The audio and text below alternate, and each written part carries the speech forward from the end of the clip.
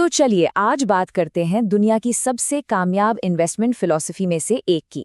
Robert हैगस्ट्रॉम की किताब the Warren Buffett वे एक शानदार ब्लूप्रिंट देती है और आज हम इसी के सबसे जरूरी सिद्धांतों को समझने की कोशिश करेंगे।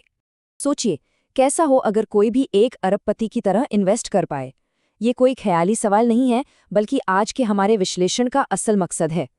हम ये समझेंगे कि दुनिया के सबसे महान इन्वेस्टर्स में से एक वॉरेन बफेट आखिर सोचते कैसे हैं और काम कैसे करते हैं।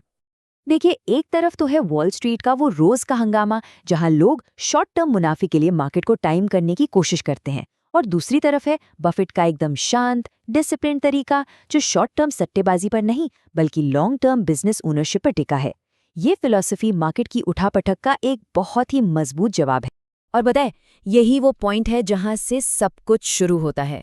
ये सिर्फ कोई स्ट्रैटेजी नहीं है, ये तो सोचने के अंदाज में एक पूरा बदलाव है। एक स्टॉक ट्रेडर से एक बिजनेस के मालिक बनने तक का सफर।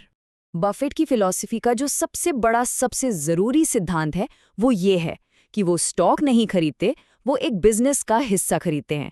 हर स्टॉक की खरीद का मतलब एक असली कंपनी में हिस्सेदारी लेना है, और यही सोच उनके हर एक फैसले की नींव है।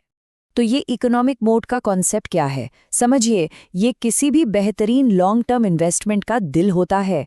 ये एक ऐसा मजबूत कॉम्पिटिटिव एडवांटेज है जो किसी कंपनी को अपने दुश्मनों मतलब कि कंपेटिटर्स से बचाता है।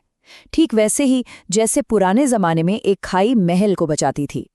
ये मोट ही कंपनी को सालों साल तक मुनाफा कमाने की ताकत देता है, और बफेट हमेशा ऐसी ही कंपनियों की तलाश में रहते हैं। तो सवाल ये उठता है कि ऐसी कंपनियां ढूंढें कैसे? रॉबर्ट हैगस्ट्रॉम ने बफेट के इस पूरे जीनियस तरीके को एक बहुत ही आसान सिस्टमैटिक प्रोसेस में बदल दिया है। उन्होंने इसे 4 मेन फिल्टर्स में बांटा है। ये 4 फिल्टर एक रोड मैप जैसे हैं, एक चेकलिस्ट जो किसी भी इन्वेस्टमेंट को गहराई से परखने में मदद करती है। चलिए एक एक करके इनको समझते हैं। तो पहला फिल्टर खुद बिजनेस के बारे में है। क्या बिजनेस का मॉडल इतना सिंपल है कि उसे आसानी से समझा जा सके? जैसे बफे खुद कहते हैं, उस बिजनेस में कभी पैसा मत लगाओ जिसे समझ नहीं सकते। क्या कंपनी का ट्रैक रिकॉर्ड लगातार अच्छा रहा है? और सबसे जरूरी, क्या उसके पास एक इकोनॉमिक मोट है जो उसे लंबे समय तक कंपटीशन से बचाए रखे? क्या वो अपनी कीमतें बढ़ा सकती है बिना अपने कस्टमर्स को खोए? असली ताकत तो यही है।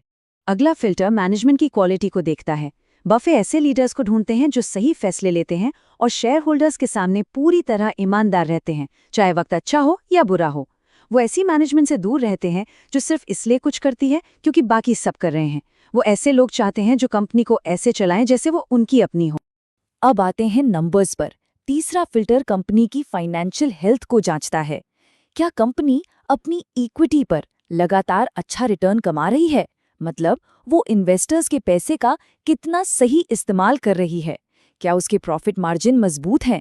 और क्या वो कम कर्ज के साथ काम करती है? बफेट उन कंपनियों को पसंद करते हैं जो अपनी कमाई को वापस बिजनेस में ही लगाती हैं, ताकि भविष्य में और ग्रोथ हो सके। और आखिर में चौथा और शायद सबसे जरूरी फिल्टर, वैल्यूएशन। बिजनेस की असली कीमत, उसकी इंट्रिंसिक वैल्यू क्या है, और क्या उसे उस कीमत से बहुत कम दाम पर खरीदा जा सकता है? इसी को बफेट के गुरु बेंजामिन ग्राहम ने कहा था मार्जिन ऑफ सेफ्टी, यानी सुरक्षा का मार्जिन। ये एक कुशन की तरह है जो गलतियों से बचाता है। बफेट हमेशा मार्केट में डर और निराशा के माहौल में खरीदने का अनुशासन रखते हैं जब बाकी लोग बेच रहे होते हैं। लेकिन ये सब सिर्फ किताबी बातें नहीं हैं। इसी फ्रेमवर्क ने असल दुनिया में कमाल के रिटर्न्स दिए हैं। चलिए देखते हैं कि ये सिद्धांत काम कैसे करता है। जरा सोचिए, 1956 में इन्वेस्ट किए गए सिर्फ $100 इसी फिलॉसफी को फॉलो करते हुए आज अरबों में बदल चुके हैं। ये लॉन्ग टर्म कंपाउंडिंग और एक डिसिप्लिन्ड अप्रोच की अविश्वसनीय ताकत को दिखाता है।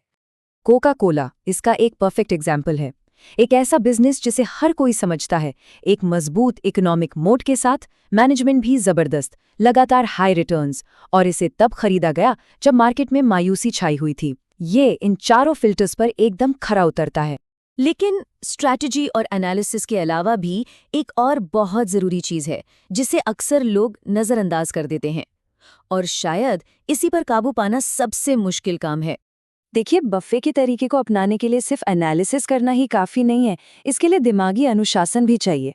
मतलब रोज रोज के मार्केट के उतार चढ़ाव को इग्नोर करना, खुद अपनी रिसर्च करना, सब्र रखना और भीड़ से अलग सोचने की हिम्मत रखना। असली परीक्षा तो यही है।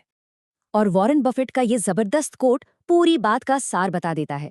आखिर में सफलता इस बात पर निर्भर नहीं करती कि कोई कितना स्मार्ट है, बल्कि इस बात पर कि वो अपनी भावनाओं पर कितना काबू रख सकता है और एक सोचे समझे प्लान पर टिका रह सकता है। और ये हमें इस बहुत जरूरी सवाल पर लाकर छोड़ देता है, क्या इन्वेस्टमेंट की दुनिया में किसी का अपना स्वभाव ही उसकी सबसे बड़ी ताकत या फिर सबसे बड़ी कमजोरी हो सकता है? ये एक ऐसा सवाल है जिस पर हर इन्वेस्टर को सोचना चाहिए।